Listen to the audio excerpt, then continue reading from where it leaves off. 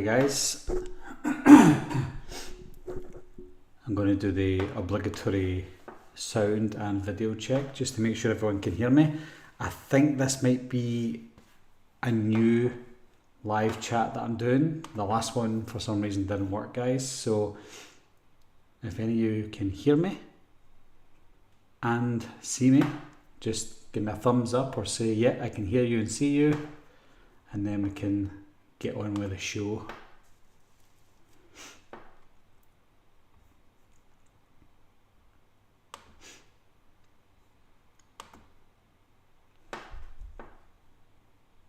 Loud and clear.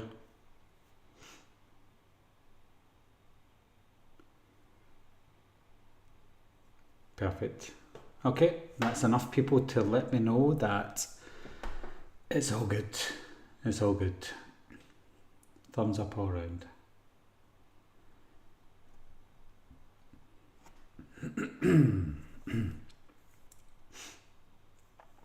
Perfect, guys. Excellent. Okay. Just going to get all my windows ready and then we can start the discussion. Again, apologies, guys. No idea why the first one that I created didn't work, but we're on now, so it's all good.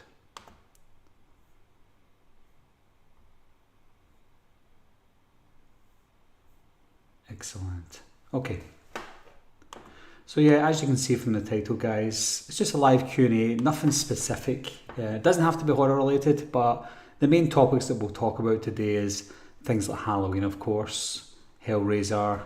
We've got a few new images of Hellraiser. Cobra Kai, everybody loves Cobra Kai. Jeepers Creepers Reborn is going to be an interesting one, and we'll do a lot more. Anything that you guys want to ask me, whatever you want, then we can just get into whatever you want, guys. It is annoying because this setup that I've got here is just in my living room or my dining area. Kids and the wife are up in bed, so I'm always having to traipse down a lot of my equipment downstairs because I don't have a proper setup downstairs. Can't really do it upstairs because obviously the kids will be in bed. So yeah, it's not a new setup, guys. This is just what I always do with the live streams if they are late at night, because it is almost 11 o'clock at night here in the UK. So yeah, I just can't film it upstairs, which is a shame because upstairs, excuse me, upstairs I've just set up my new stuff, which is pretty cool, my new setup there, but I'll test that out another day because kids are sleeping. So apologies, guys. So we'll get into some of the questions and then we'll just try and keep this flowing as best as possible. Again, sorry guys, I've always got a bad cough. When I record videos that are not live, I cough all the way through them. I think I'll record for say 40 minutes and maybe 5 or 6 minutes of that will be coughing and I just have to edit it out. But here we go. So Apollo Balboa 1985 has said, "Hi Barry, why does Jamie Lee Curtis get all these hyperbolic and cringy lines? It's time to put the boogeyman to bed, really? Come on." Yeah, I totally get where you're coming from. You know, maybe once every now and again is enough, but when she gets to do these lines 3 or 4 times for every movie, it gets tiresome. With that TV spot, with what she says in that, I'm just like, oh no, again. It's making us want her to die. I don't know if that's what David Gordon Green wants us to think or hope for, but if that's what they want, they're doing a good job.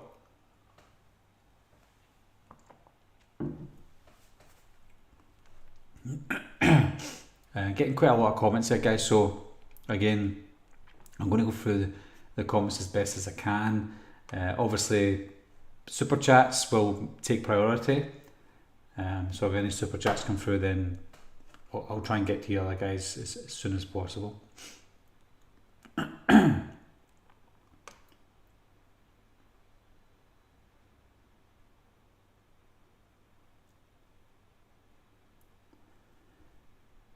Yeah, so sorry guys, I'm still in the comments here. Everybody's saying they can see and hear me fine, so I need to get past all of that.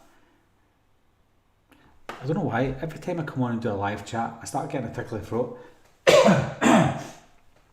Ghoul Sniper has said, I'm from Scotland too. Whereabouts are you from, Ghoul Sniper?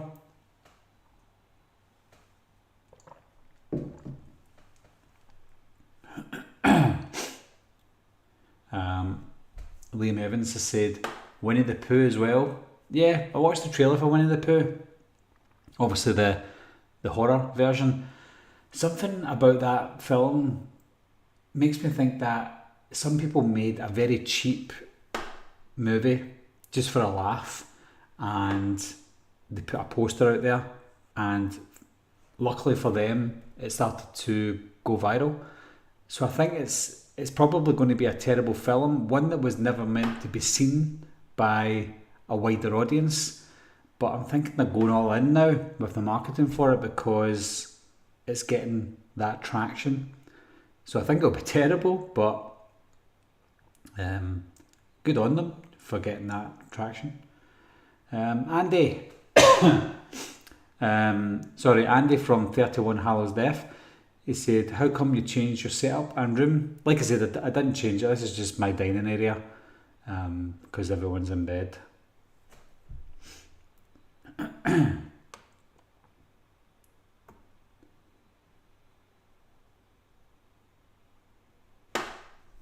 Justin F has asked, do you think Halloween Ends will go to the original Halloween 4 route that was deemed too cerebral? Nah, I don't think so. If you're meaning the mind of Michael travels, and not the physical mind, but his actions, his consequences on other people. For example, Jamie Lloyd became the new Michael Myers at the end of Halloween 4 before they chickened out. I don't think that's going to happen in Halloween Ends, whether it be with Corey Cunningham or Alison or anyone else. I don't think they'll go that route. Obviously never say never, but I don't think so. Stuart J has said, do you own a PS5? Yes, I do. Well, my son owns a PS5. I got him it for Christmas the year it came out. Everyone went nuts for the PS5 at the time. Luckily, we got one. Oh, we got our first super chat, guys, and it's from Frank Riker, the other half of the Slaughtered Lamb Movie podcast with Darren. I don't know why I'm looking at my microphone. I need to look at you guys. Frank, thanks very much for supporting the channel as always, and I'll read it out for you. Frank has said, supporting the channel. Thank you very much, Frank.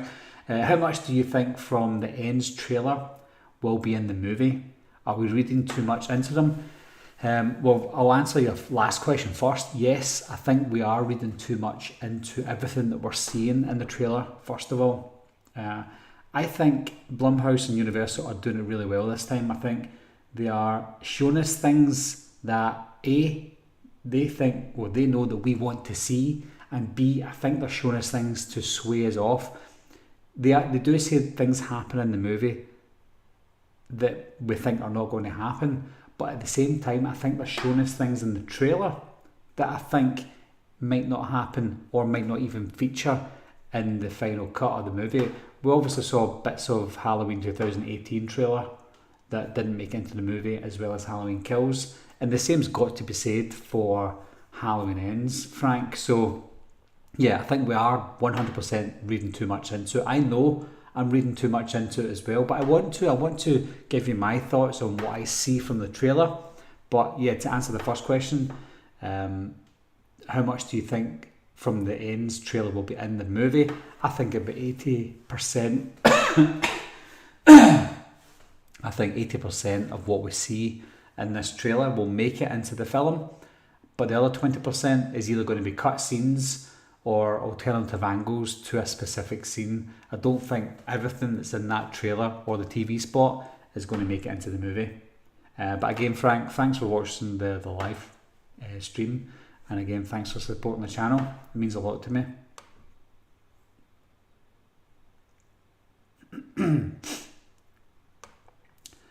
Scott McFarlane has said, sounds like you're in the loo acoustic wise. Yeah, apologies Scott, I'm in my dining area. It's not great for live chats, but it's great for big spaces because I've got my kitchen right over there. We knocked the wall through so that it's a kitchen dining, and we've obviously got the living room right next to me as well. So the whole area is like an L shape, and it's nice and big and it looks beautiful. But for live streams, it's not great. So there is going to be an echo here, guys. Hopefully you can still hear me properly. But yeah, there's going to be an echo, unfortunately. 86 Comp Geek has asked, do trolls get under your skin, or do you see the funny side? Yeah, I mean, sometimes I don't see the funny side to trolling, but they don't get under my skin. There's a few guys from Scotland here who will understand what I'm about to say, but genuinely, people from Scotland have thick skin. We don't tend to be offended by a lot of things, and we can never take positive criticism and say it out loud to say, oh, thank you very much, you think I'm great. We're not like that. We're very reserved. So when it comes to taking criticism from trolls, I think we're used to it and we don't really mind it. I don't love trolls, but I'm happy to give them the time of day. They've given me the time of day by commenting on my videos, and I enjoy reading their comments. I don't care what they say. You know, 9 times out of 10, what they're saying is just gobbledygook. They call me stupid, but most of them have spelling mistakes, and that's one sentence. Most of the time I reply to most of them. There are times I can't understand what they're saying, but the times I do understand, I always reply to them with a joke back to them. A joke back, or just I lower myself to their level just for that 1 or 2 sentences and just let them do what they want. But I do enjoy the trolls. I know that people say don't give the trolls the time of the day and don't give them your time, don't advertise them because they're getting what they want. I want them to get what they want. You know, you might get trolls that call me names or threaten me, and I'll screenshot that and I'll show it to the world, and I don't care. And the trolls might think, yes, I'm getting seen, but yeah, you are getting seen, but you're getting seen in a bad light. So you're not winning. Yes, you're getting what you want because I'm pointing you out, but I'm not pointing you out to praise you. I'm pointing you out because you're stupid, unfortunately. So yeah, I don't mind the trolls. Do they get under my skin? They don't get under my skin. I think the ones that get under my skin are the ones that are being genuine. You know, you get trolls who are just kidding on and having a laugh, but you will get trolls who they think they are, how do you say it? You know, they think they're getting one over you by saying something about you that they think's true. I mean, I'll get ones who think I'm Irish, and they'll talk about the Irish famine or really nasty things about Irish people. And I've got Irish family, but they call me Irish and stuff like that. On one hand, you do get these people who genuinely think I'm Irish because they don't know what an accent is. They just think everyone's Irish if they're not American. You get the ones who genuinely think I'm Irish, but then you get ones who know that I'm Scottish, but know that people get Scottish people mixed up with Irish people, so they'll just play on that. But yeah, sometimes it's really hard to tell, to be honest, because trolls are trolls. But yeah, I'll give them the time of day because they've given me the time of day. When they watch my videos, I'm making money. When they click a like or a dislike, I'm making money. So at the end of the day, I still win whether they think they're trolling me or not. So thanks very much, trolls. This must be Darren. The Slaughtered Lamb Movie Podcast. Oh no. £4.49. Thanks, Darren. I'm sure that's you. Again, thanks for supporting the channel. You say there's a slight echo. Are you in the bathroom? I'll need to try and pull this closer to me. I don't know why, because the room's not going to shrink. Yeah, I'm in my dining area. The lights are all out, so it's hard to even show you how big the room is, guys, but it's about 7 meters width and about 6 meters wide, so it's the echo's not great. I might actually put my sound on just to see what it sounds like. So if you give me 2 seconds, guys, I want to listen to what you're listening to. So it's hard to even show you how big the room is, guys, but it's about 7 meters width and about 6 meters wide. So the echo's not great. It's not too bad. You can still hear me, guys. But anyway, thanks Darren for the super chat. Always a pleasure. Okay.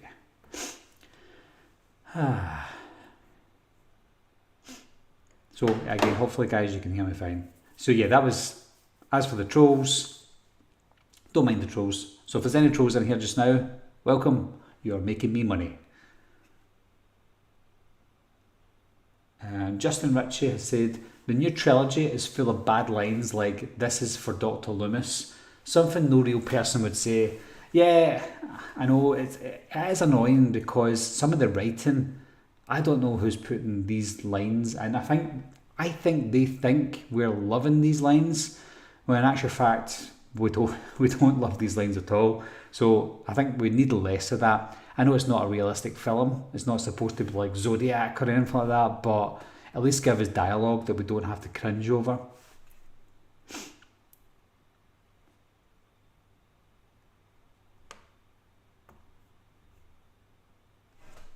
Take a little drink of my Pepsi Max Cherry. Edmund Simpson has asked, do you think there will be more Halloween movies? I say all the time, yeah, absolutely. In this timeline, 100% not. And if this timeline does continue for any reason, David Gordon Green won't be involved, Jamie Lee Curtis won't be involved, John Carpenter won't be involved, Danny McBride, James Jude Courtney, none of these people will be involved, Nick Castle. So for them to do a sequel to whatever happens at the end of this would be pointless. So I think because all these people are definitely leaving, then we need to start a new timeline. I don't think Jamie Lee Curtis will come back. I don't think anyone will come back, no matter what the money is that they get offered. It's just not going to happen. My Chunky Geordie has asked, what part do you think Dr. Mathis will play? I've never mentioned Dr. Mathis. I know who he is, and I know he's going to be a character in the film. I've never mentioned him because I've never seen an image of him, unless I've just missed it. And I've not seen him in the trailer or the TV spots. So I can't really go off on what part he's going to play. Obviously as a doctor. Is he going to be a bit part player? Is he going to just be a doctor seeing to someone's wounds? Is he going to be a doctor like Dr. Loomis or Sartain? I don't know. Are they keeping him from us for a specific reason? Or is he just going to be a bit part player? I don't know, guys. That's the reason I've not really mentioned him, because I'd be completely guessing, to be honest.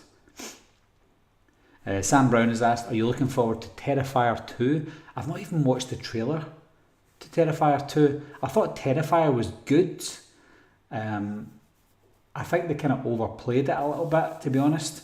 And the guys online, I'm not saying they're a bit much, but I think they're overplaying their success of Terrifier to try and advertise for Terrifier 2, which is what anyone would do. I'm not really interested in Terrifier 2, but I will watch it. Looking forward to it. I can't say yes because I don't really care about it, but I will watch it whenever I get the chance, to be honest.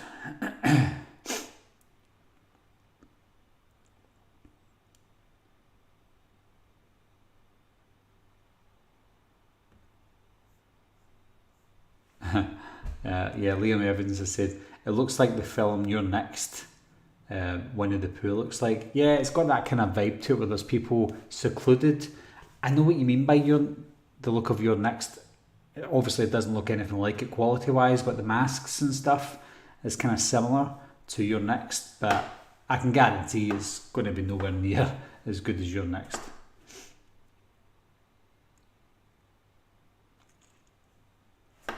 Andy from 31 Hallows Death said, Would you be satisfied if Michael killed both Alison and Laurie in the ending, and with Michael living on to continue set terror to Haddonfield while we get a monologue of Laurie before it fades to black? Do you know what? It would be satisfying if they do it right, but at the same time, it still needs to end after that. Whether, I said this before, whether Laurie and or Michael die or survive, however they do it, they can do whatever way they want as long as it's satisfying and as long as it is the very end of this timeline. Otherwise, this whole trilogy would be for nothing. Yes, it has to make money, and they have made money, but it also has to be relatively decent for them to sit back and go, do you know what? We made 3 decent movies, we made a decent amount of money, and that's all we asked for. And also it keeps the Halloween franchise churning for years to come. And that's what the fans want, or that's what some fans want. Some fans don't want any more Halloween movies, whereas I do. I want Halloween movies forever. So as long as they do it right, I'm happy.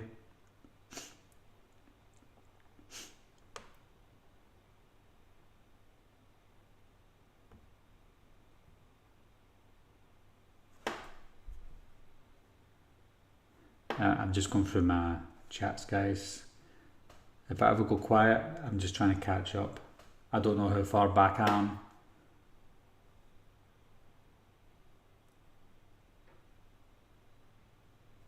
Gaz B81, that's a Miller fan. He's asked, do you think that we won't see Michael till midway through the movie? After Laurie possibly kills Corey thinking it was Michael, then Michael gets his mask back and restarts his rampage. It might be unintentional, but yeah, maybe we won't see Michael till midway through the movie. I'm hearing it's almost a 2-hour movie anyway, and you don't want to see too much of Michael. We saw him a lot in Halloween Kills, so if we don't see him till midway through the film, it's okay. Even if there's no copycat killer, and we still don't see Michael till midway through the film, that's okay. A good build up to the new characters that we get would be fine. A flashback would be fine. Good character development and a good story leading up to midway through the film when we eventually see Michael is fine, as long as it's good. If we get nothing and it's terrible until Michael comes, then it would be a bad decision. But if they're not going to show Michael till midway through it, then it needs to be good. Otherwise, what's the point? This kind of reminds me as well, guys. I know that some people want to go into Halloween completely blind. You might not want to watch this live chat because we will be discussing not spoilers, but what we think might happen. And that goes for anyone. I know that most people here are my subscribers, which is perfectly fine, but anyone who intentionally spoils the film, not just Halloween, but any film, that knows the plot and says, this is what happens, then I have to hide you from the channel, guys. I've already hidden a lot of people from the channel. People who are not subscribed, and also people who are subscribed, also people who have been subscribed for years. This week I've had to hide them from the channel, which is sad. I don't want to do it, but just because someone's been subscribed for years doesn't mean I give them another chance, because I already gave everyone the same chance. So please don't spoil it, guys. I don't want to hide anyone from the channel, whether you're new or not, but I have to. Those are the rules. Anyway, back to the questions. This doesn't all have to be about Halloween, remember, guys. I know that Halloween's the main thing, the main subject right now, but we can talk about anything. But I'm happy to stick to Halloween if that's what you want. No skin off my nose, guys.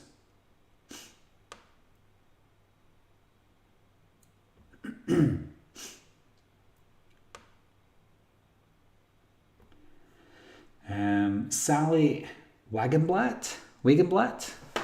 Sally, you've asked, is Halloween Ends going down the Friday the 13th 5 route where it's a copycat killer? Yeah, I mean, I think they might, to be honest. I know the copycat killer thing is no secret to anyone, even what people who don't want to know anything. Just pouring this Pepsi Max Cherry. Yeah, I know that people can't avoid this, but if there is a copycat killer, I don't think they'll go down the the Roy route, where Corey or whoever it is the killer all the way through the film. I think we might get a slight essence of that copycat killer, where someone is mimicking Michael. They might not kill anyone, they might just be walking about pretending that they're killing someone. But I don't think that person's going to be the main person who's killing people. So we'll get a slight nod to the Roy from Friday the 13th. We got another super chat coming in from Intel Wild, who's another long-term subscriber. Again, thanks for the super chat, Intel. You've given $5, so thanks very much for that. You've said, I'm going to definitely watch Kills, but from everything we have heard, I am not excited at all, and that's never happened before. Do you mean you're definitely going to watch Ends? Yeah, whether it's Ends or Kills or both. Some people are not excited for this film because of what happened in Kills. You know, it was lackluster for some people, but there will be people who are fans of the franchise, so they will always watch a Halloween film when it comes out, and they'll always support it, but not everyone's excited for it.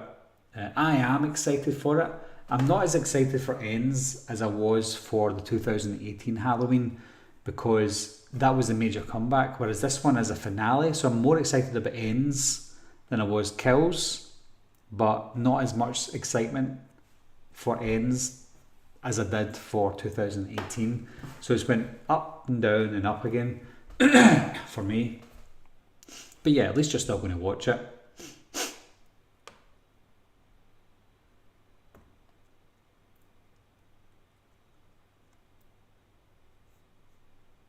The real Fifth Beatle, welcome. You've said, I've been knees deep in this thing for years, so I'm not remotely surprised by what's happened to you. I don't know what that's in relation to, Fifth Beatle. If you mean by trolls, is it the trolls you mean? But yeah, I think everyone gets trolls, to be honest, whether they're YouTubers or not. You're always going to get a troll, especially if you've got an opinion for something that not everyone shares.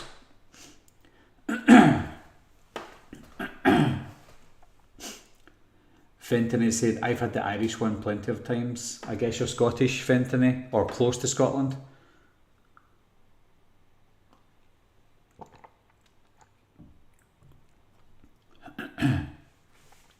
My Chunky Geordie said, I've got Scottish and Irish ancestors, and you don't sound Irish. I know, I can do a lot of accents. I can do Australian, American, Canadian, South African. But for some reason I can't do an Irish accent. I can possibly copy an Irish accent if I hear it and then just mimic it straight away. But if someone asks me to do an Irish accent, I just can't do it. I don't know what it is. To me, it's the hardest accent to do. So props to anyone who is either Irish or who can mimic an Irish accent. I certainly can.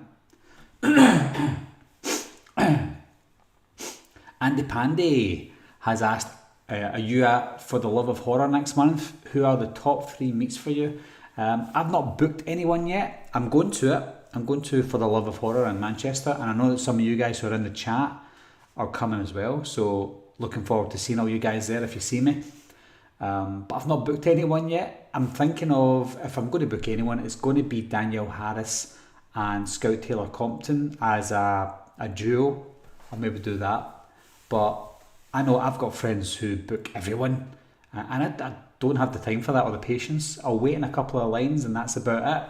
And I know that the Danielle Harris and Scout Taylor Compton line is going to be huge. So I think if it's going to be huge, it might just be those two that I'll get. So, but it's usually, when I go to these places, it's either someone from the Halloween franchise that I'll go and see, or someone from the Monster Squad franchise. It will hardly ever be anyone else. I did do one with Corey Feldman, because it's Corey Feldman, and he blocked me on Twitter years ago. I still don't know why he blocked me, but he blocked me anyway. Absolutely loved Corey Feldman growing up, and he blocked me on Twitter. And to this day, I'm absolutely clueless as to why he done it. I genuinely think he's done it by accident, but That's fine. Still got to meet him anyway and gave him a little pat on the belly.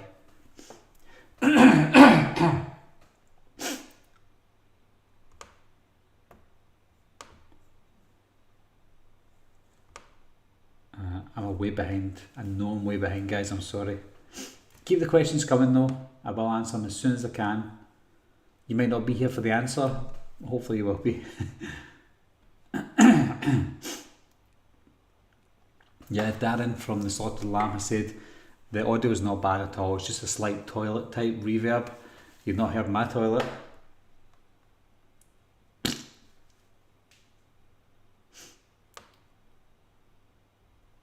Audio echo is not that bad.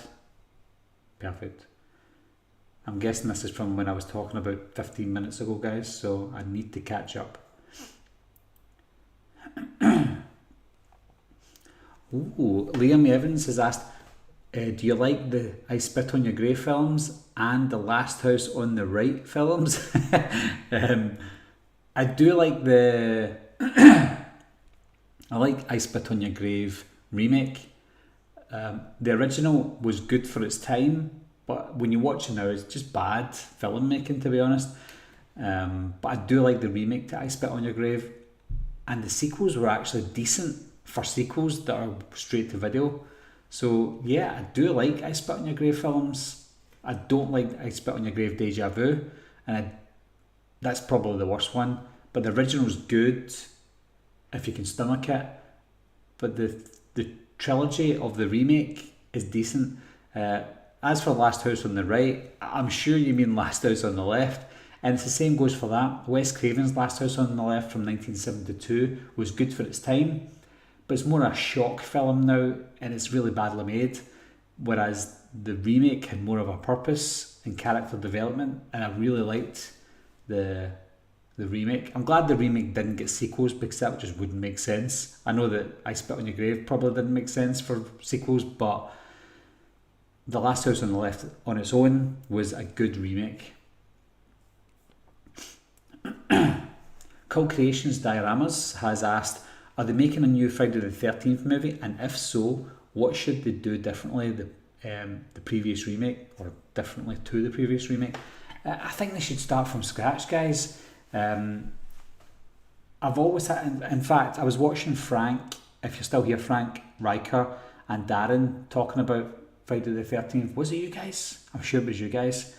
I'm sure it was Frank that said this, and I agreed with him, and it was something that I always thought about. See if they'd done a film with Pamela Voorhees as a young mother, with her son Jason, and let's say they lived with Jason's dad, and he kept on beating Jason up, and Pamela had enough. You kind of feel for Pamela and and Jason, and he always saw his dad that was a violent man, and then his mum had enough and snapped and killed him, and they had to flee. So they changed their name, kept their first names. Pamela could still be her first name, Jason could be still his first name, but let's say they go to someone's house for refuge. Let's say it's Jimmy Voorhees, and Pamela moves in with them to say, oh, my husband has beat me up and I want to move away. And this guy's taking them in, and you see them for a couple of months just getting to know this guy until they kill him and take his identity, maybe his wife's identity and his kid's identity, and they call themselves the Voorhees. And then they have to go on the run again because they've killed this family. And then she ends up at maybe a summer camp, and she becomes one of the counsellors, and you know how the story goes. And because a boy, Jason, is disfigured, she doesn't like it when anyone makes fun of him, and that's what his dad done. And then Jason accidentally dies at the hands of these kids, and at that point she can go on that killing spree and kill them all and then disappear, and it ends the film there, so that Pamela's still the main killer in the film, but we see it from her point of view, her perspective. And then do a sequel to that where Pamela has now went to another summer camp where you don't see much of her, she's just there, but we don't know yet. Sort of like a remake to the 1980 Friday the 13th. And when we see her, she gets visions of Jason. Is he dead? Is he not? Is she missing him? And at the same time, these people around the camp are getting killed, and we don't know who it is, even though we know who it is, but they don't. And it turns out to be Pamela. And that's when Jason comes back. So we've got almost like a longer version of Friday the 13th with a more of a backstory. Not for us to feel sorry for them. Maybe feel sorry for Pamela and Jason at the start when the dad's beating them up. But after that, they kill people for no reason, and then we start to hate them again. That could give you a good trilogy leading up to Jason becoming an unstoppable force of nature. How he becomes an adult, I'm unsure, but that's something they could obviously work out. That was a long answer, guys. I'm really sorry.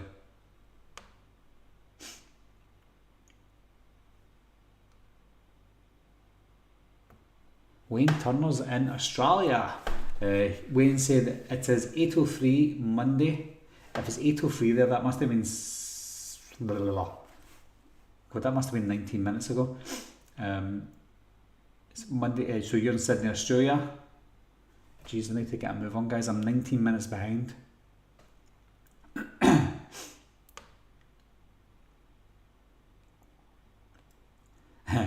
The real Fifth Beatle asked, did you watch Ghostwatch live in 1992? I did watch it live in 1992, but I don't remember watching it live in 1992, if that makes sense.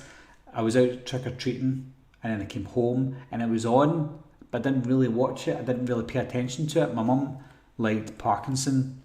It was Parkinson, and she was obviously watching it, and I didn't really pay attention to it because I just wanted to eat my candy and count the money that I got and stuff. So I did watch it, but I didn't pay attention to it. I watched it later on, and I really liked it.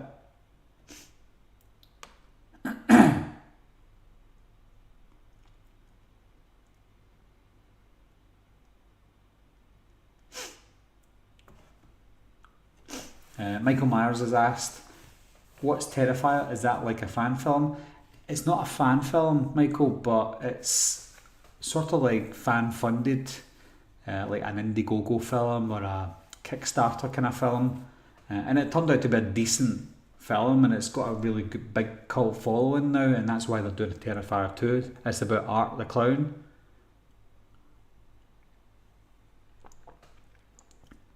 But it is decent.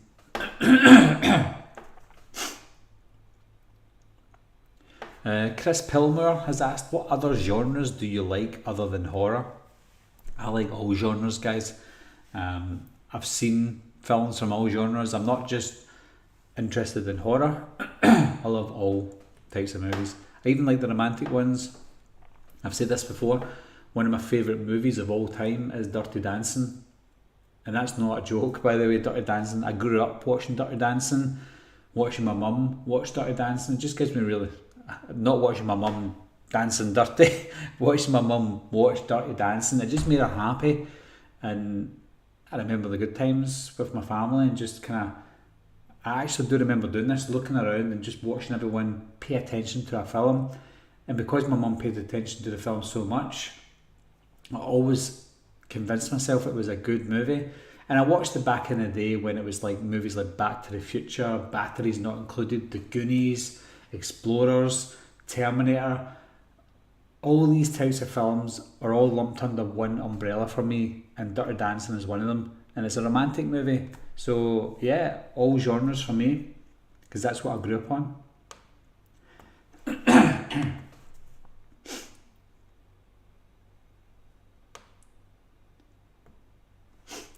Frank Riker has asked, do you think Aaron is alive and will make an appearance? I always vouch for Aaron being alive, and I want Aaron to be alive. When I saw the trailer for Halloween 2018, the podcasters going to interview Michael really annoyed me in the trailer, and I always convinced myself before I saw the film that these two are going to get under my skin big time, and they didn't. I think Aaron was one of my favourite characters in the 2018 movie. I think it's because he stood up to Michael, as well as be scared of Michael, because he's obviously read about him. and we didn't see him die on screen. He closed his eyes, he get bashed in the head, etc. But he never died on screen like most of his other victims. So there's still a chance that we'll see Aaron. I still have hope.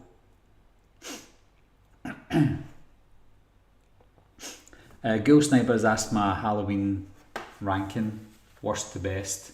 I've done rankings for the films many times, guys. If anyone doesn't know my ranking, just do a quick search for it and you can see it. I will re-rank them again, obviously, when after Halloween Ends comes out. So if you don't want to watch it just now, then wait for next month and I will re-rank it again.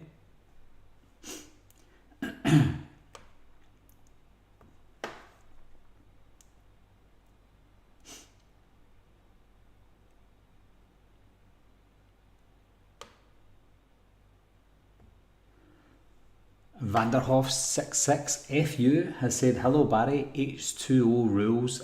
100% does. I 100% agree with you, even though you might be joking. But yes, H2O does rule. H2O, everyone's got their own opinions on the Halloween films. I know that some people love The Curse of Michael Myers. Some people love Rob Zombie's Halloween too. But Halloween H2O came out at a time where I was really ramping up my horror experience, and it came out at the perfect time for me because we had movies like, and this was when there was a big boom for horror because of Scream, and we had movies like Halloween H2O, I Know What You Did Last Summer, I Still Know What You Did Last Summer, The Faculty, Urban Legend. You had all these slasher movies that came out, but at the time people hated most of them because they were all generic and they all were the same, and they were all generic and the same because they all came out at the same time, just like most movies from 1988 were all the same. But these movies from the 80s are now cult classics, and it's the same with the slasher movies of the late 90s now. They have now become cult classics to me because I grew up watching them, I grew up loving them, and I love them even more now. Yes, there's issues with some of these films, but the issues that people have with H2O annoy me because obviously I love the film and I'll defend it, but sometimes you see the issues that people have with H2O, they don't have those issues with other films that have worse issues in them. I'll give you an example. People have issues with the Halloween H2O mask. Yes, it had 3 masks plus a CGI mask that doesn't count, and they hate the masks. And I'm like, you say that the Stan Winston mask is fantastic, but you have an issue with the Stan Winston mask, but you don't have an issue with the mask from Halloween 4. You don't have an issue with the mask from Halloween 5. You don't have an issue with the mask from Halloween, The Curse of Michael Myers. Some people love the mask from Curse of Michael Myers, but it's terrible. It's got too much shading on it. It looks like it was made out of clay. It looks so heavy. It's too defined. But yeah, I could go on and on about Halloween H2O. I just love it.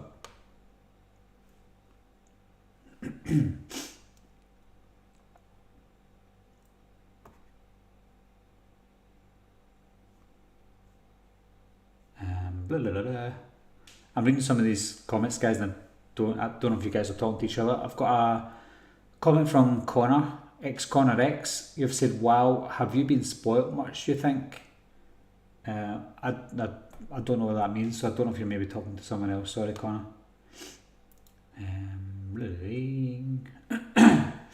What's your favourite, this is from Andy Pandy, what's your favourite foreign language horror of the 2000s?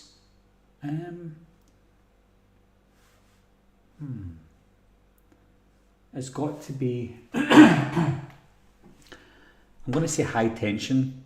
It's a French film, I think. I think it was called Haute Tension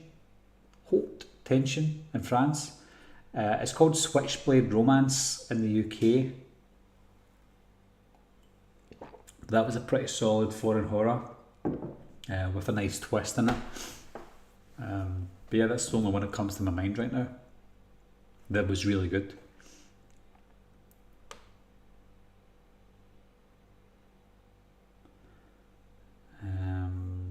Oh hey, we've got a Cobra Kai question. Anthwood Movie Mania has asked, hey, where do you think the Cobra Kai series can go now after everything that has happened in the new series? I know there might be people in this chat that's not seen the Cobra Kai season 5, so I won't spoil anything, but what I will say is everything that was leading up to the finale of the season 5 where specific senseis were wanting to take their karate, the tournament that we're talking about, I think we may see that tournament in next season. That's all I can really say without knowing how many people have saw it. Again, I don't want to spoil it too much, guys, but yeah, I think that's where they're going to go. They're going to go to this tournament and we're going to see more of it.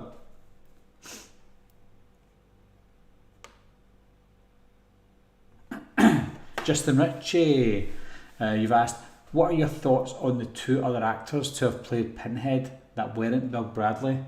Personally, I thought Paul T. Taylor, who played him in Hellraiser Judgment, did a good job. I'm going to be honest with you, Justin, I don't remember any of the performances from any of the actors that played Pinhead apart from Doug Bradley.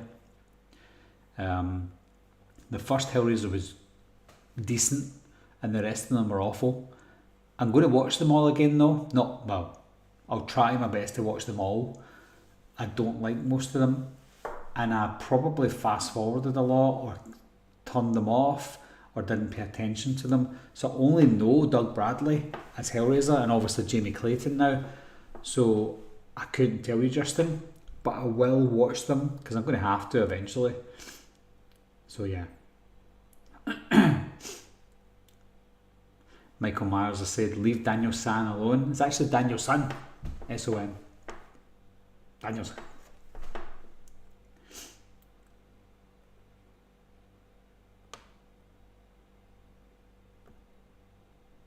Horror Fan for Life has asked, do you live in Scotland? I certainly do, my friend. I live in Scotland. Sunny Scotland, as they call it. And it doesn't look like scenes from Braveheart. That was a long time ago.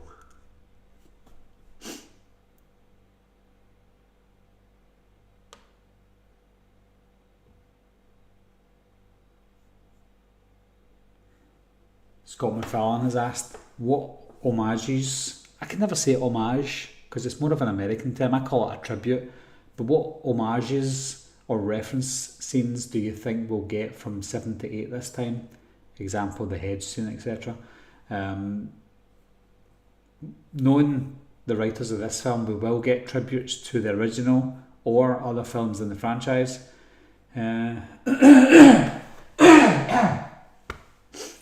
Maybe I should mute you when I do that, guys. I don't know, to be honest, Scott. Hopefully, if there is any, it'll be the least cheesy. I can't even think of what tributes they can give that they haven't already, they don't feel forced. So I don't know, but I hope they're good and they're not there just to be there. I hope they make sense.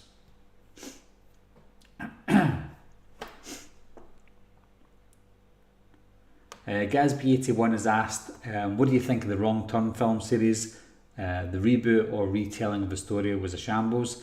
Yeah, I like the Wrong Turn franchise. I watched it and reviewed them all last year, I think it was, in the lead up to what we thought was going to be the remake. But like you said, the retelling from 2021 wasn't really a remake. It was just like another film that was similar to Wrong Turn but completely different. So I wouldn't even class that as a remake. I would just class that as its own entity that used the title to their benefit. Didn't really like it, to be honest. It was okay, but nothing on the original. Horror Fan for Life has asked, did you like Resident Evil Welcome to Raccoon City? I actually watched that for the first time like a month ago. It was actually okay. It was probably more watchable than some of the Mila Jovovich sequels that we got. I was never a fan of the Resident Evil movie franchise. It just never captured that Resident Evil game. I mean, I played Resident Evil on the PlayStation 1 and I played Resident Evil 2, and that's kind of as far as I got with the Resident Evil game franchise. So I'm very set on the original setting. So when it came to Welcome to Raccoon City, even though I wasn't a fan of the games after that, I could still see things that they were trying to do in Raccoon City. They just never really executed it that well. But it wasn't terrible, to be honest.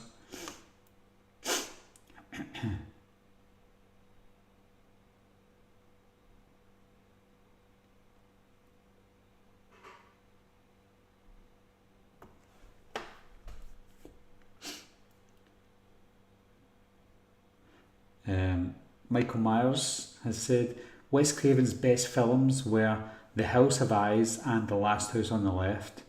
And you also said, I like The People Under the Stairs as well. I mean, they were probably good for their time, but watching The Hills Have Eyes and The Last House on the Left today, they're not great films, to be honest. To me anyway. They're just not good. They're okay for their time. But Wes Craven's best films, obviously Scream is up there, A Nightmare on Elm Street is up there, The People Under the Stairs. I absolutely love Red Eye. It's not really a horror film, but it's got that horror element to it with Jackson Rippner, played by Cillian Murphy, who was amazing.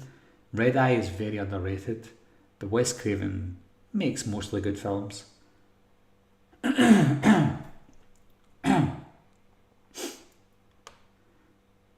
Yeah, Frank Riker said, yeah, start with Pamela, absolutely.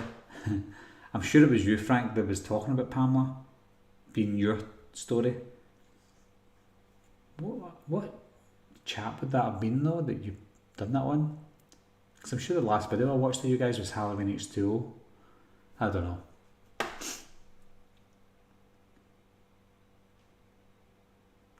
Sci-Fi Samurai has asked, hey there, Barry. I don't know if this question has been asked yet, but what franchise do you desperately want a reboot of? I don't think it's been asked. And if it has, it's not been for a while. But what franchise would I desperately want a reboot of? Well, none. I like to see new content, but if I had to choose, I would probably say Final Destination. I know that there's been an announcement of another Final Destination movie, but I do want to see another Final Destination movie, as well as another I Know What You Did Last Summer movie. I think it'd be quite good to see a similar approach to Halloween 2018 to I Know What You Did Last Summer. Don't know how they would do it. I wouldn't retcon what happened in the first two films, but give us a sequel that's set 25 years later. I Still Know What You Did Last Summer is just so underrated. People hate it. I don't know why. Again, that's one of the films I grew up loving. Simon has asked, I've never been asked this before, so I'm glad you've asked, Simon. Hi Wolfman, what's your thoughts on Under the Skin, the Scarlett Johansson movie? Brilliant movie and set in Scotland, very eerie. Absolutely, Simon. I think I don't want to expand my top movies of all time, but it's definitely in my top 50 movies of all time. Yes, it was filmed in Scotland. It was also filmed in Glasgow, where I'm from, so there's some, when you see scenes of movies, you're like, I go there, I live around the corner, and that's one of the films that I watch. I'm like, I've seen this and I've seen that. It's so stylistically beautiful. It's got a hard-hitting message as well. Yes, it's zany and over the top, but it needed to be in order to tell the story that it was trying to tell. But it's a stunning film, and Scarlett Johansson is amazing in it. But if you guys haven't seen Under the Skin, you definitely need to see it.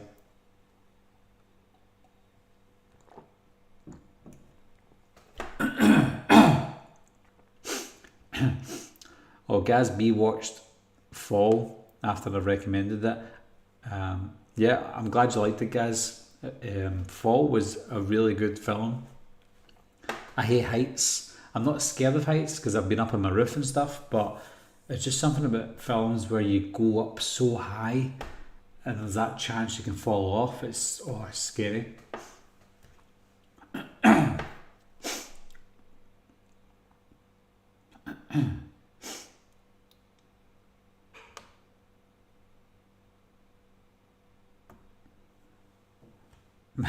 Michael Maz has said, now I've had the time of my life. Do you love Dirty Dancing as well, Michael?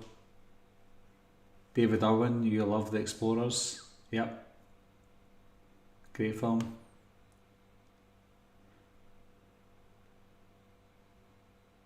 David Irwin, Barry, are you looking forward to the Gremlins animated prequel, Secrets of Mogwai? I didn't know it was coming out.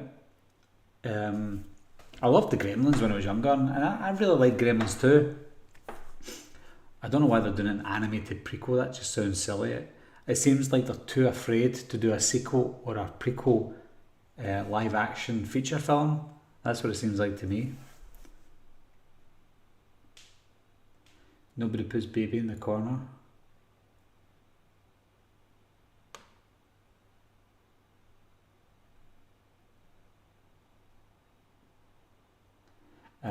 I'm looking at some of the questions, guys. I'm not trying to ignore you, but there are some questions that I've already answered, either in this live chat or I've got an actual video for as well. So if I haven't answered your question, guys, I do apologise. There are quite a lot of questions. Again, the super chats have to take priority, of course. But if you want, if there are any questions you guys are asking that I can't or haven't answered, just do a YouTube search on my channel for your question, and I may have already done a video for those specific things, because my channel's been growing for years now, so I'm bound to have done everything by now, I think. So yeah, here comes the first Jeepers Creepers question. Horror Fan for Life has asked, thoughts on Jeepers Creepers, the new one? I'm always interested in Jeepers Creepers. I think the first one was great, totally unexpected, and then the sequel was not equally as good, but as equally as impressive as the first one. Yes, we've obviously got the issue with Victor Salva, but he's not involved in this one, so if people didn't watch part 3 or stopped watching these movies because of Victor Salva, I completely understand. But he's not involved in Reborn, and he's not earning money on it as far as I'm aware, so check it out. I'm going to be watching it anyway. And there's something about the Creeper that's just interested me, and I'm looking forward to seeing Reborn. I was looking forward to seeing part 3 as well, to be honest. It wasn't great at all, but I still wanted to see it. So I've got the same interest in it as I always have. It's always a character that I want to go back to, and I hope they do it justice if it makes its release. I know it's supposed to be coming out in Blu-ray in the UK in October, and it's supposed to go to streaming mid-September, end of September. There is a lot of legal battles going on, so hopefully they see that through and we get to see it.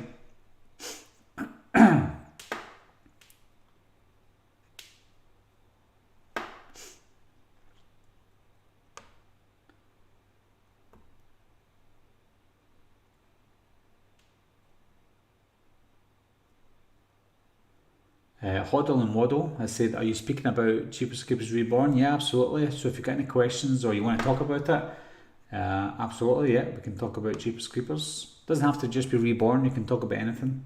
And it doesn't have to be about Jeepers Creepers or Halloween, it can be anything, even non-horror related.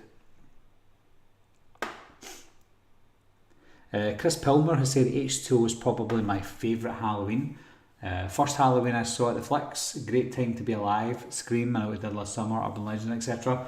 100% Chris, you might be roughly my age, maybe a little bit older than me if you got to see H2O at the cinema. Was H2O a 15 in the cinema? I know it's an 18 on video and DVD, etc. But something tells me that it was possibly a 15, I don't know. I was only 14 when H2O came out in the cinema, so I was too young to see it at the cinema. So I had to wait till the VHS came out, and I got the VHS straight away and just fell in love with it. So, but it seems like you grew up in the same era as me, which was so memorable.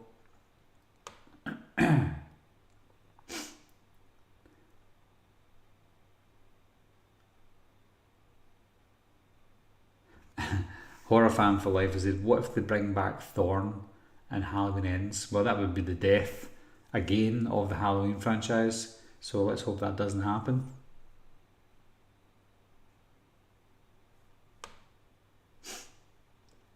Blair Hathaway has asked, would you like to see another Tremors made? It depends. Tremors is like Hellraiser. The first one was great and the rest of them were terrible. If they obviously can't bring back Fred Ward now because he's sadly passed away, but if Kevin Bacon came back, I'm sure Kevin Bacon come back for like an episode of a unaired episode of Tremors. I vaguely remember Kevin Bacon coming back for one of them, unless it did in one of the cheap sequels, I don't know. But I'd like to see Kevin Bacon come back as the main character and tackling the beasts, the monsters again.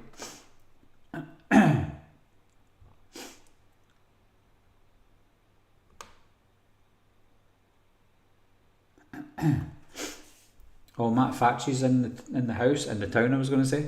Matt Fatchy said, Barry, my dude, how are you? Sorry about cancelling our stream, but we're definitely going to collab.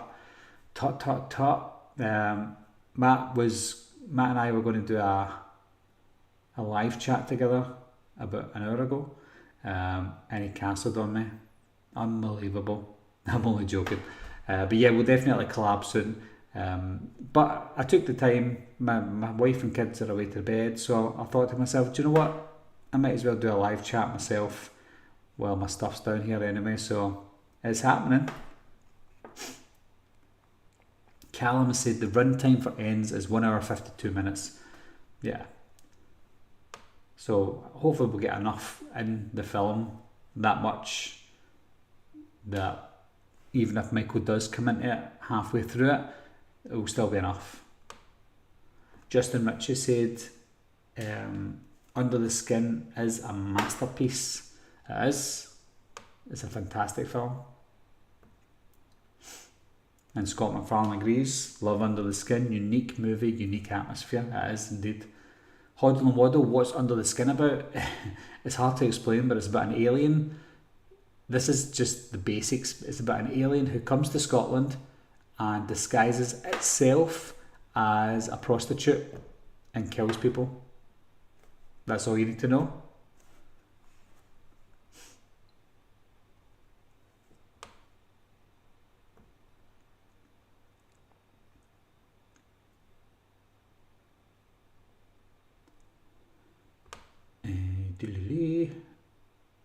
I just need to scroll down a little bit further, guys, because I know how far back I am.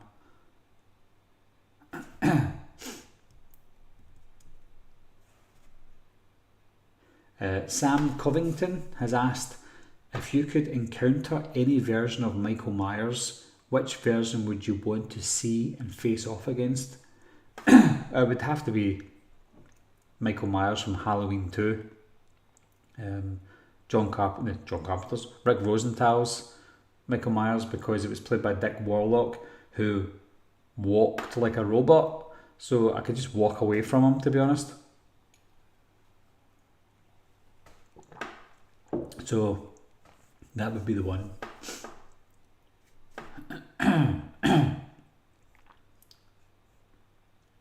Gazby81 has asked, what do you think of the rumours regarding Robert Englund wanting Kevin Bacon as the next Freddy? Those rumours must be about 20 years old by now, wouldn't they? Surely. Since I got the internet way back in 2000, I always read about Kevin Bacon becoming the new Freddy Krueger. It would have been decent for the time, but I don't think he should be the next Freddy Krueger if another Nightmare on Elm Street comes out. You need someone younger that can stand the test of time. You know, if you're going to be doing a lot of Nightmare on Elm Street movies, there's no point in getting someone who's 64 years old, like Kevin Bacon is, to play Freddy Krueger, because he's not going to be able to play him for that long. He's older than Robert Englund was in Freddy vs. Jason. Robert Englund was only what age he would have been. When he was filming Freddy vs. Jason, he must have been about 53, 54 at the time. So, and he was old then, Robert Englund, and that was the last time he played him because he is too old. So you don't want a 64-year-old to start playing Freddy Krueger because you're only going to get one movie out of him. You need someone in their 30s to play Freddy Krueger. That way, even with all the makeup on, you can have him for 3 to 6 movies and not worry about them getting old. As long as they stay healthy, then you need someone in that age bracket. Kevin Bacon's time has been and gone, so there's no point. Justin Ritchie said Kevin Bacon did come back for Tremors in 2018. See, I didn't even know there was a Tremors in 2018. I just thought it was like a sequel to all these daft ones with the guy with the moustache and the gun. Remember the guy with the wife? They had all the guns. Anytime I saw a new Tremors movie, he was always in the front cover. So, shows you how much I know about Tremors.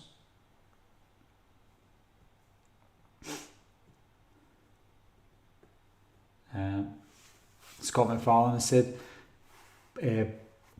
Barry, have you seen Race with the Devil, 1973, with Peter Fonda and Warren Oates? I saw it around 1982 as a kid. One of the creepiest movies I'd seen at that point. I've never seen it. I've heard of it. I know of it, but I don't know what it's about.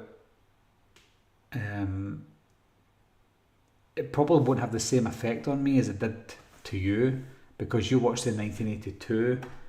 So at that point, you watched it in its prime. Whereas if I watched it today, because I haven't seen it before, if it's a great film, it will have an effect on me. But if it's not, it might be one of these films where I thought, I had to have seen it at the time to enjoy it.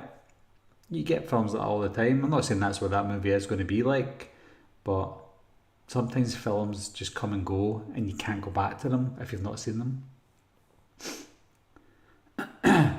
Justin Richards asked, what do you think of the Monster Squad designs compared to the original Universal Monsters? That's a good question. Because I love the Monster Squad, I actually prefer the designs of the monsters in the Monster Squad over the original Universal Monsters. There's not much difference in the Mummy because the Mummy's just a mummy. But Dracula, whenever somebody says think of Dracula, I just think of the Dracula from the Monster Squad. Sorry, I've got something in my eye. I just think of the Dracula from Monster Squad, played by Duncan Reiger, and the Wolfman. He was terrifying to me in the Monster Squad. Who else? Frankenstein. There wasn't much difference between Frankenstein's monster. You only had different, I think the bolts were in a different place. Gillman didn't seem that much different to the other Gillmen. So there's not much difference, to be honest. For legal purposes, they had to change it up a bit. But for the main part, I think they were all kind of similar. But yeah, to answer that question, Justin, I prefer them over the original ones.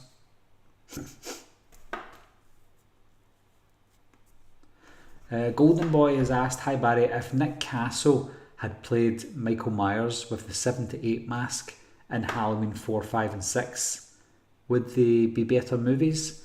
Halloween 4 would. Halloween 4 was already a good film without that mask. Halloween 4 managed to still be really good with a terrible mask and not too great Michael Myers, played by George P. Wilbur, but it would improve the look of Michael Myers for Halloween 4. Halloween 5 and 6, again, it would improve the look of Michael, but there's no saving Halloween 5, unfortunately, whereas in Halloween 6, keep it all the Thorn stuff, so keep it more theatrical, and yeah, I think Halloween 6 would be much better had they had either Nick Castle playing Michael or changing the mask. That would be good.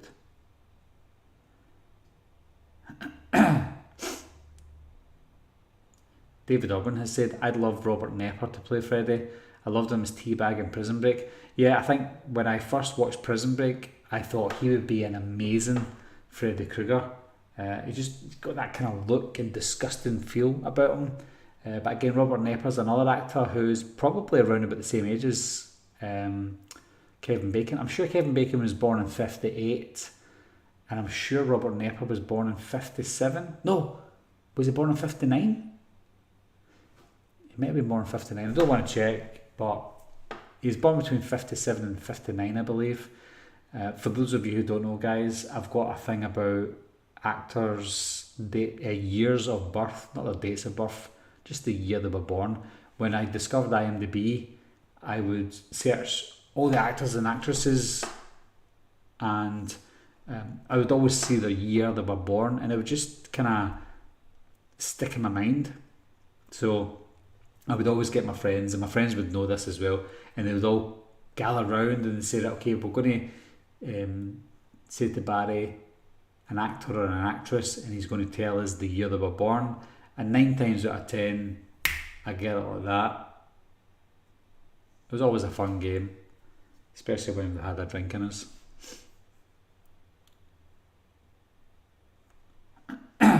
Chris Pilmore has said, suddenly remembered a film I haven't seen since it came out, Dead End. Seem to remember it was good. Any recollection on this one, Barry? 100%, Chris. I've done a review for it not too long ago, and what a film that is. That's a film with a great twist. A twist that I didn't see coming, which I won't mention. Dead End is one of those films that it relied on a lot of the atmosphere. The setting was perfect. The atmosphere was so good. The acting was fantastic. It acted as like a black comedy, because it had all the horror elements to it, of course, because it is a horror film, but it had that comedy, the right amount of comedy in it, that was just perfect. Lynn Shay, who played the mum in it, she's just amazing in this film. One of her best roles that I've seen her in. She's probably becoming a horror icon, to be honest, because she's in a lot of horror films, but this is probably her best performance in any horror film. She was just great in it. And Ray Wise, he played the dad in it. He was also fantastic, equally as fantastic as Lynn Shay. Ray Wise was in Jeepers Creepers 2. And I'm sure he was born in 1947, and I think Lynn Shay was born in 1949. I think. You can check IMDb for that, guys, just in case.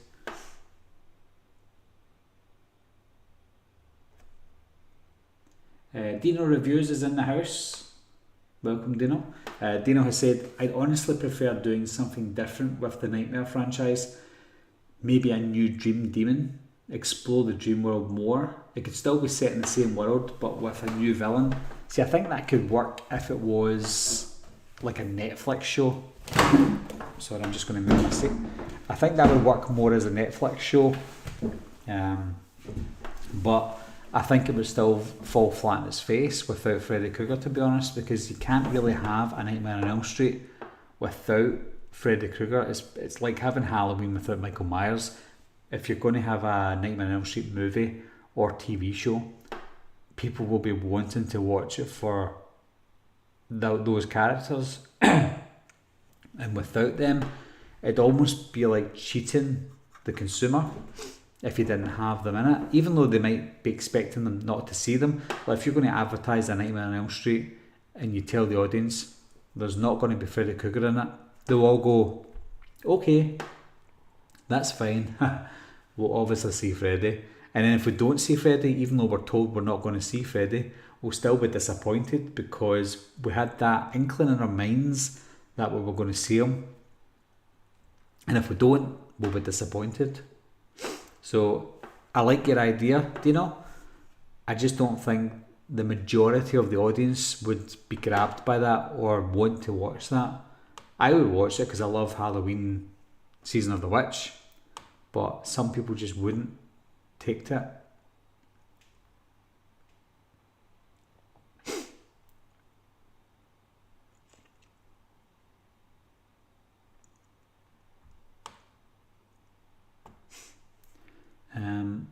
This is Gaz.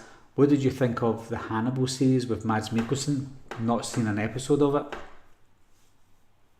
I was never a fan of Silence of the Lambs. I think that was too smart for me the first time I saw it, and I didn't like it the first time I saw it. It is obviously a great film, and I have seen it as an adult, but I just never get into the Silence of the Lambs movies. I really liked Red Dragon, didn't like Hannibal, and I thought Manhunter was pretty good, with Brian Cox playing Hannibal. Sorry, I'm just putting a straw in my strawberry.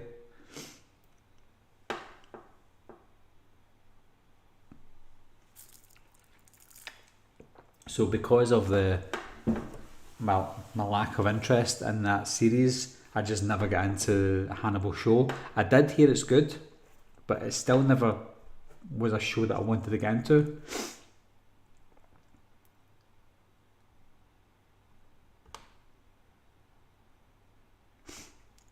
My Chunky Geordie's got a good point.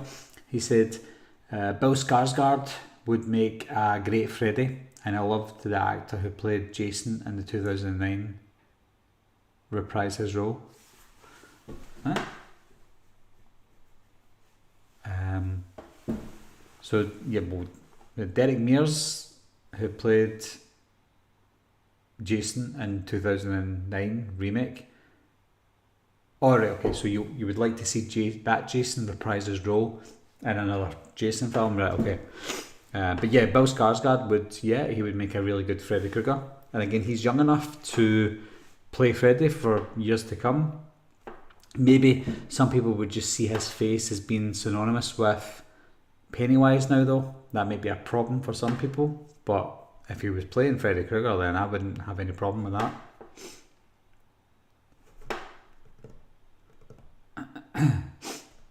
My Chunky Geordie also said, I love an old 80s film called Waxworks. Have you seen it, Barry? Yeah, I've seen Waxwork 1 and 2. I've got them. I'm sure Zach Galligan is in Waxwork 1. They were quite zany films. I don't remember much about them, and I thought they were okay, but they were very zany. They kind of reminded me of the Stuart Gordon, Castle Freak kind of films. They were quite zany, and they had a specific aesthetic to them. They were okay.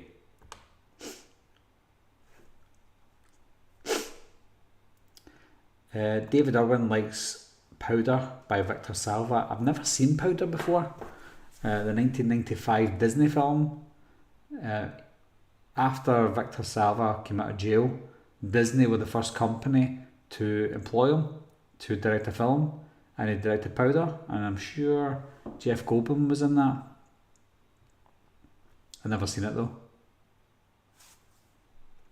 It never tickled my fancy.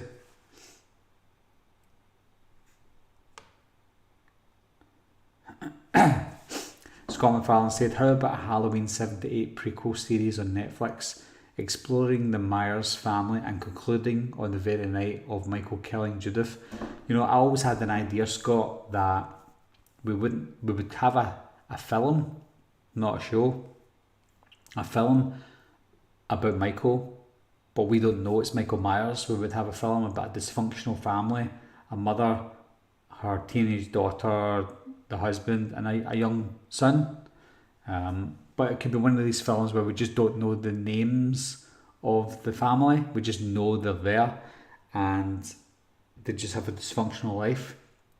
And then they try and make it the complete opposite to Halloween as possible, so we don't know that it's a lead up to Halloween.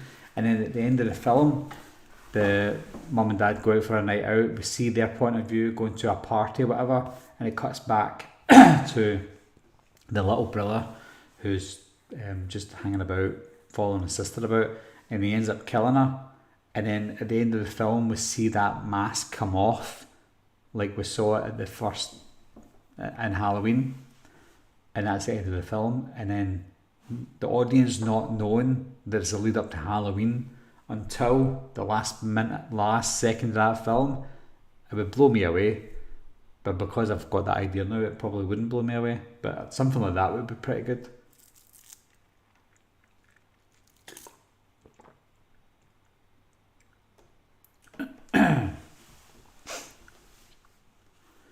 Justin Rich just said, what's a horror film that you think would be great to remake because of restraints of the effects of the time? For me, I'd love to see the Stuff remake with today's effects. Yeah, the Stuff would be a pretty good one.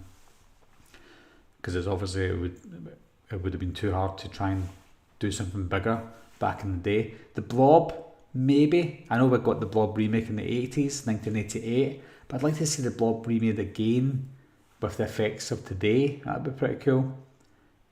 What else? Can't even think of anything else that's... I mean, because obviously effects back in the day are acceptable because they were back in the day. Maybe Sleepwalkers, the Stephen King film. Sleepwalkers might be a good one, but I'd still want some of the aesthetics and some of the music to be there and present. I don't know. Close Encounters of the Third Kind.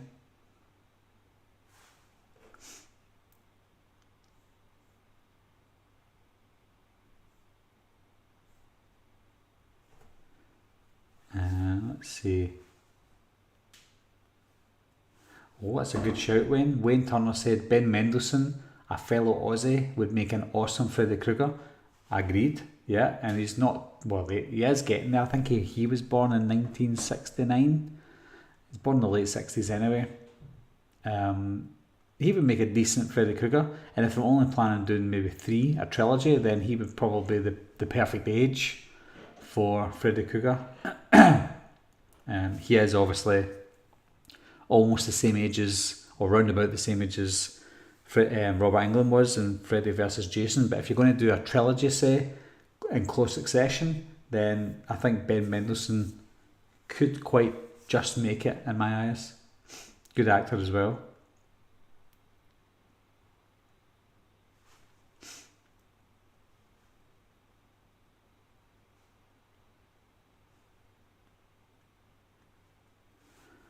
Chris Pilmore has said, not sure if this fits the bill, but are you a fan of Sleeping with the Enemy, Barry? Just having some late 80s, 90s flashbacks watching the stream. It's funny you should say that, Chris. I'm not a fan of Sleeping with the Enemy because it's not great, but Sleeping with the Enemy reminds me of when I just got cable in 1991 or something it was, and when you're watching the Sky Movies channels, you would get previews of the films that are coming out this week or this month on Sky Movies. And Sleeping with the Enemy was always one. Hudson Hawk was in the same advert, the same commercial. Terminator 2 was in the same commercial. So I'm getting a kind of theme here, 1991-ish. Because Terminator 2 was 91, Hudson Hawk was 91.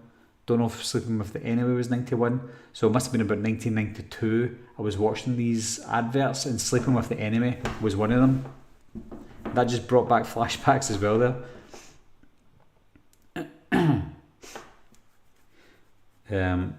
My Chunky Jordan said, people seem to want Michael to speak, but I don't. He chose when he killed Judith not to speak again. Yeah, I mean, I'm guessing he did speak when he was a kid because obviously Dr. Loomis said that he's not spoken in 15 years, etc. So he obviously spoke as a child, but I prefer that he doesn't speak. I don't want him to go that route with what they've done in Rob Zombie's Halloween 2.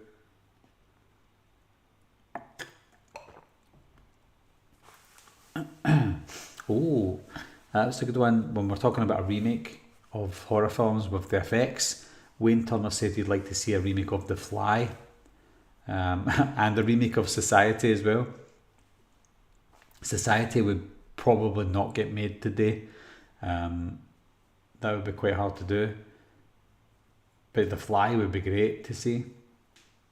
Justin Richard said, Ben Mendelsohn is 53. Yep. Just as I thought. I did say he was born in 69, guys. I know the year of birth of every actor and actress.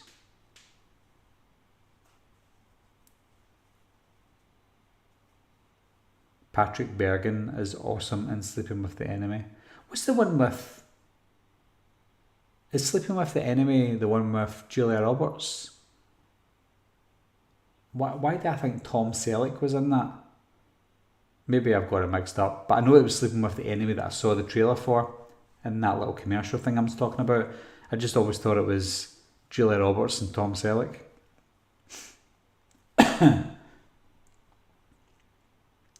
W90Z8 said, why was I not notified of this live? I want to cry.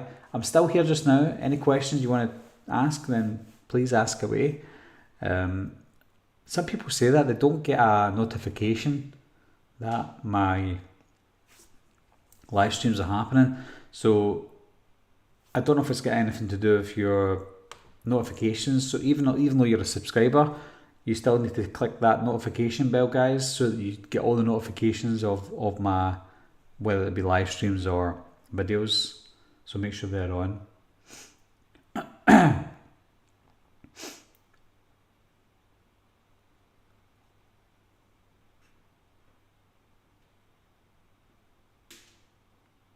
Yeah, Wayne Turner said Julia Roberts, yeah. Oh, right, Patrick Bergin has a moustache in. Right, okay. Right. Yeah, I don't know why I thought it was Tom Selleck. I think I always thought it was Tom Selleck. Oh well, you learn something new every day. Hoddle and Waddle said, I got 2 notifications. Yeah, I said at the start of the stream, I started the stream and then I clicked cancel by accident, I think, and I had to restart the stream again. So that's probably why some people got 2 notifications. Suppose 2 is better than 1. Brett G has asked, hi Barry, how are you? I'm good, thanks. Do you like comic books? If so, have you ever read any of the horror comics based off any horror movie series, or been a fan of any other comics in general? Nah, I've never read a comic in my life. I've actually bought comics before as a kid, pretending to myself that I was wanting to get into comics. When the X-Men TV show was on, the 1992 cartoon animated series, I loved X-Men. So I would always convince myself that I would go and buy a comic and read it. And I would go and buy comics thinking they were going to be worth lots of money. And I would start to want to read it. And I'm like, nah, I can't be bothered. So I would never read it. And I would just seal it up again or sell it or whatever. So I've never been into comics at all. Or horror comics, any kind of comics. It just hasn't interested me.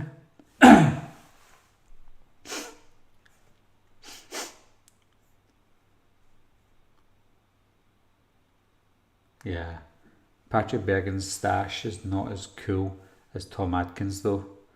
Absolutely right. Nobody wears a moustache like Tom Atkins. That's 100%. Wayne Turner keeps on giving us ideas for remakes. One interesting one that you've mentioned there, Wayne, is Fire in the Sky. You know, when you ask people from the 90s what's the scariest film they've ever saw, a lot of people say Fire in the Sky. Not me, but a lot of people do say that. I don't know what it is about that scares people. It's just not a film that I was ever scared of when I was younger. So watching it now, it's still not scary to me, but I can see why some people hold that in high regards as being one of the scariest films of all time. Maybe those of you who love the whole anal probing. Maybe that's it, I don't know.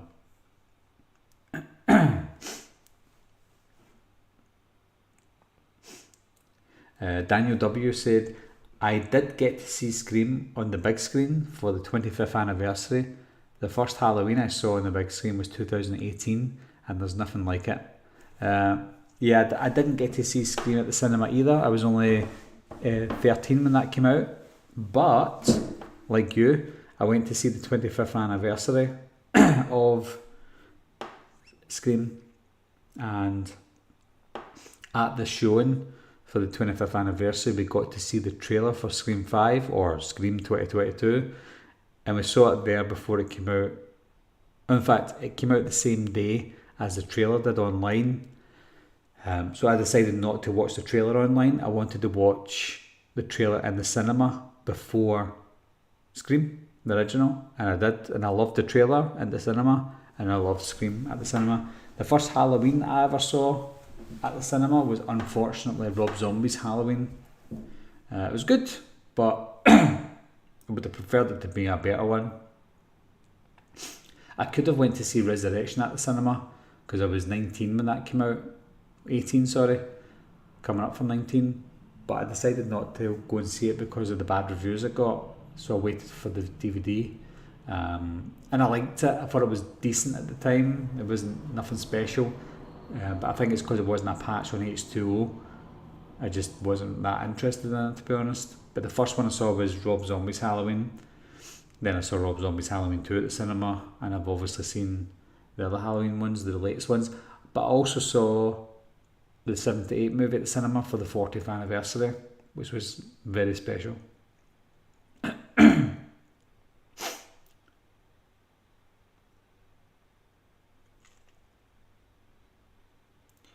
If they were to do another 78 flashback for Ends, this is Justin.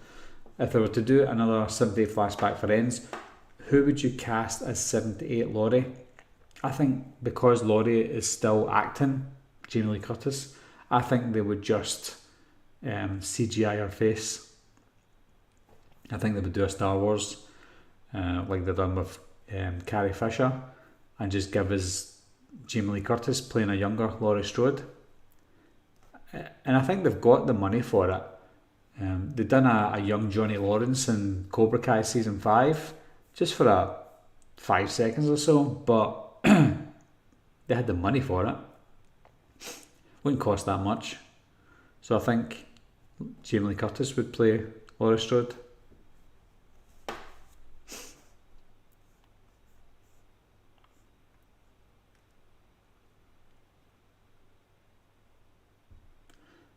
Aidan O'Reilly said, what did you think of The Exorcist 3? It was on TV last night. Watched it for the first time. Thought it was scary enough. Some excuse me. Some fine scenes. Do you mean frightening? I don't know. It sounded like you were quoting Scream there. I was watching The Exorcist. The Exorcist was on last night. I really liked The Exorcist 3. Obviously that scene with the nurse and the scissors, the shears, I think that gave me nightmares. I think Exorcist 3 gave me nightmares more than the original Exorcist did. I think it's because I was that age where I was just scared of a lot of things when I was younger. In fact, The Exorcist 3 was another film that was always on as a commercial on Sky Movies. But it was a really good sequel, especially since it was up against The Exorcist, which is hard to beat.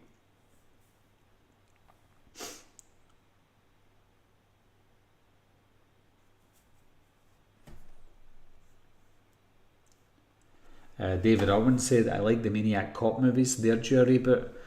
Yeah, I think they are due a reboot. Who would play the Maniac Cop? I can't remember the Maniac Cop's name. But he was played by, is it Richard Mazur? No, Robert Mazur?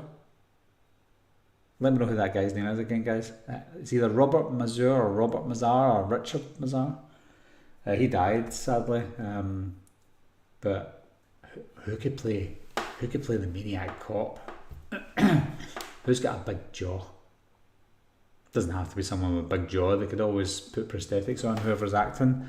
But that would be an interesting remake. I would see that. I would like that. Well, I would like to see it.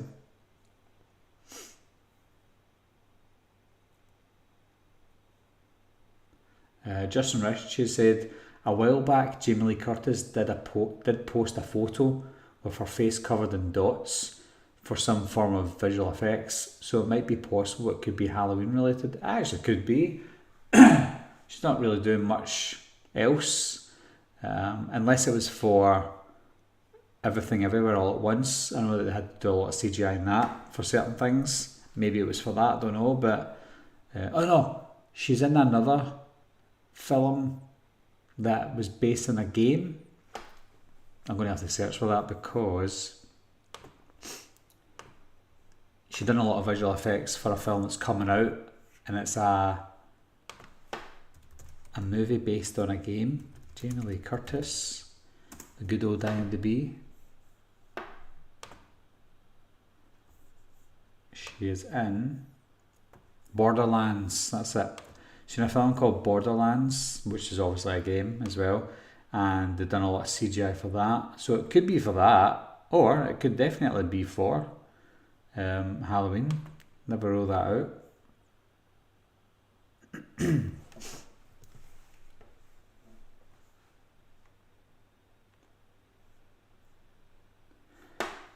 What time is it? It's 20 past midnight here. So I'm gonna give it another 10 minutes, guys, okay? And then I need to head to bed.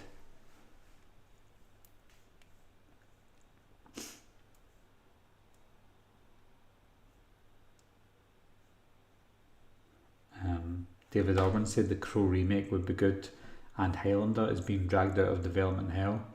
Yeah, I mean, are we ever going to see this Highlander remake? I think it was supposed to be, initially it was supposed to be Ryan Reynolds to play the Highlander. Don't know how good his Scottish accent is. Ryan Reynolds always seems like someone who thinks he's better than he is. I know he's Canadian, so maybe he could pull off a Scottish accent, because a lot of Canadians can do a Scottish accent, or at least some form of a Scottish accent. But the fact that he was even considered for the role of Conor MacLeod from the Clan MacLeod means they must have some sort of good accent. And then I think the next one that was linked to it was Henry Cavill, which would be more of a fit because he's from the UK, he's from the Isle of Man. So who knows? I'm hoping that we do see it eventually.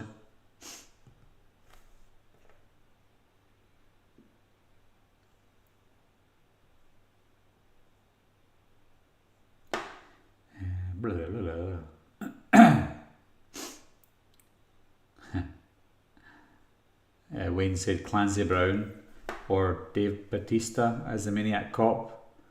Clancy Brown, I mean, if he was 30 years younger, then absolutely. Dave Bautista, again, he's another one who's getting a bit old now. He's what, 53 as well, 54? But I suppose Maniac Cop, he was kind of old as well, wasn't he? Yeah, Robert Zarr was Maniac Cop. Sarpa Jr. has said kick him in the Nards. Kick him in the Nards. He doesn't have Nards.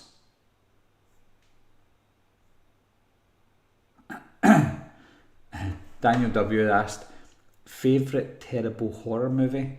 I don't actually have a favourite terrible horror movie, because I'm not one of these people who love something that's so bad it's good. There are movies that are like that and you just like to laugh at them, but I don't know.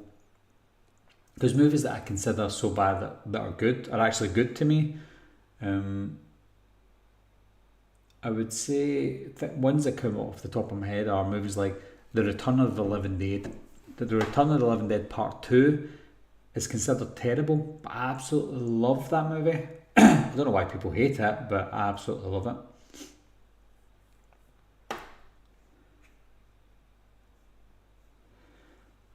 Oh, Gaz B said that The Faculty would be good for a remake. I'm not quite ready for remakes of movies like The Faculty right now. I think it's because they're still fresh in my mind. But I'd love to see a sequel to The Faculty, or some sort of reboot to The Faculty. That would be good. Scott McFarlane says, not sure Dave McRae can do a Scottish accent. Maybe he can. I don't know if Dave McRae's ever attempted the Scottish accent. I can definitely do a Dave McRae accent. David Irwin said, Hollywood actors always seem to combine the Scottish and Irish accents for either country. I can see why they get mixed up. My problem with Hollywood trying to do a Scottish accent is they always try and give us a Scottish accent like Robert Burns, like it's hundreds of years ago, or they give us an accent from the Highlands. Obviously Scotland is a big place in terms of landmass, but most people kind of live around the belt in the Glasgow, Edinburgh area. We've got 4.5 million people in the country, and about 900,000 people live in Glasgow alone, and this is the average accent you will get. I think maybe 1 in 5 people in Scotland will sound like me, This is the accent that you will most likely hear if you hear a Scottish person. You might get people that sound like they're from further up north, like let's say they go, "Hello, my name is Barry." No, that's not even right. "My name is Barry, how are you doing, eh? What are you up to, eh?" So there's not that many accents in Scotland, but this is one of the main accents that you'll hear. So if you can get someone to do an accent that sounds like this, then fine. Why don't you just get Martin Compston or James McAvoy or Gerard Butler? There are big Scottish actors out there. I think James McAvoy would probably be a good Connor MacLeod, but he's quite small. Martin Compston's also got that problem with being small. But Gerard Butler's tall, but again, he's an actor that if he keeps himself fit, he could be a good Connor MacLeod.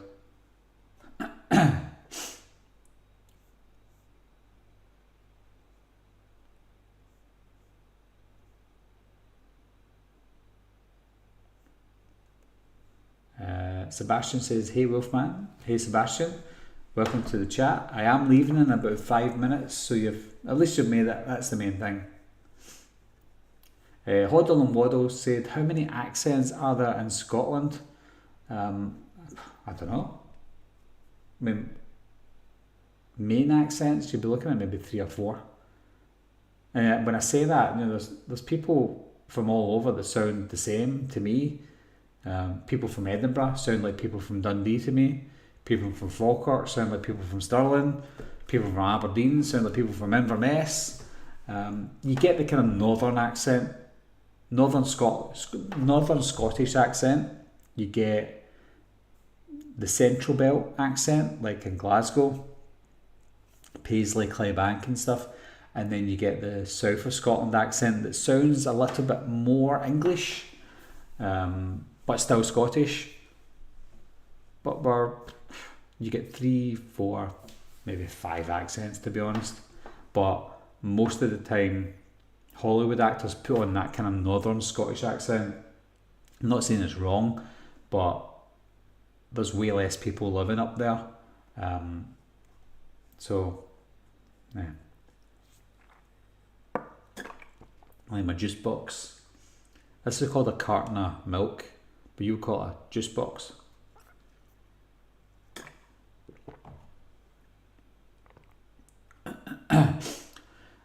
Dominic Ciccirillo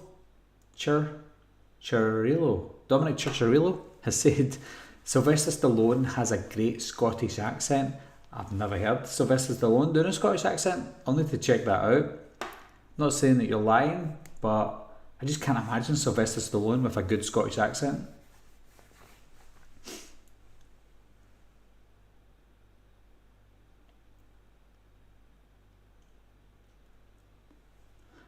Dino Reviews has said the Irish accents and the Rings of Power were something.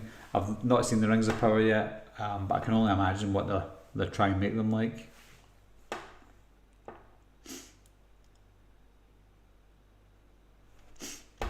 Sarpa Jr. said, "Rest in peace, Gary Robbins." Who's Gary Robbins? Rest in peace, Gary, whoever you are. Scott McFarlane said, "Gerard Butler, God no, his accent is bad enough." Yeah, I think Gerard Butler, he's been in the States for so long now that I don't even think he knows what his accent is. He doesn't even sound Scottish anymore. He almost sounds like, what's his name, the Canadian guy? He looks like Tom Cruise. Is it Michael Berryman? No. Oh, what's his name? The guy looks like Tom Cruise. John Barrowman. He's from Glasgow, and he can put on a Glasgow accent like that, but he also puts on an American or Canadian accent as well. He's so strange.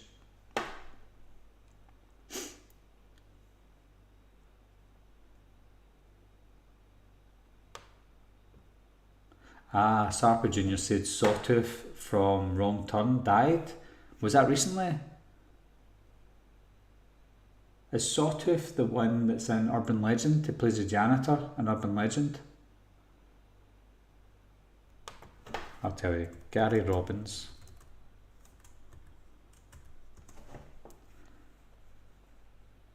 In fact, did Gary Robbins not die years ago? IMDb. Sorry, I can't move on until I see this. Yeah, he died in 2013. I remember he died. That's right. He was very scary in Wrong Turn, the original Wrong Turn. And he's Canadian.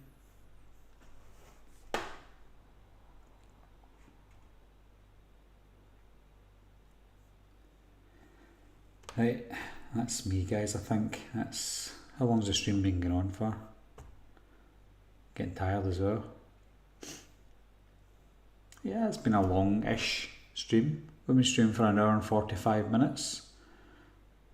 Not too bad. I know it's a random day as well, guys. I always kind of spring these live streams on you. I always, and I say this in every stream, I always want to arrange a live stream, maybe do like a weekly live stream or something, but I can never commit to it because something's always happening with work or just in my personal life. And work's hectic just now. Yeah. Criminals at work, you know.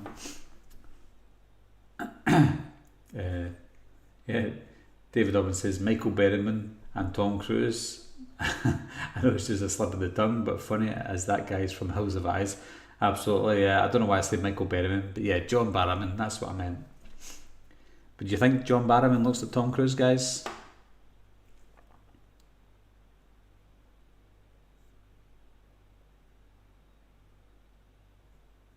Ah, Sarpa Jr. said Gary Robbins and Sarpi's father grew up together. Must be Canadian. Yeah. Yeah, everyone's saying good night or have a good day, guys, as well. Because for some of you, it's not too late. Scott McFarlane's looking forward to another horror show on Wednesday night. Yeah, I mean we lose 4-0 to Ajax. This is a football thing. Rangers lost 4-0 to Ajax, and we're looking at Napoli as being the team that we can maybe take third spot from. And Napoli just blew Liverpool away. I see us coming out of that group with 0 points, but you never know. The way we're playing, 0 points is almost certain.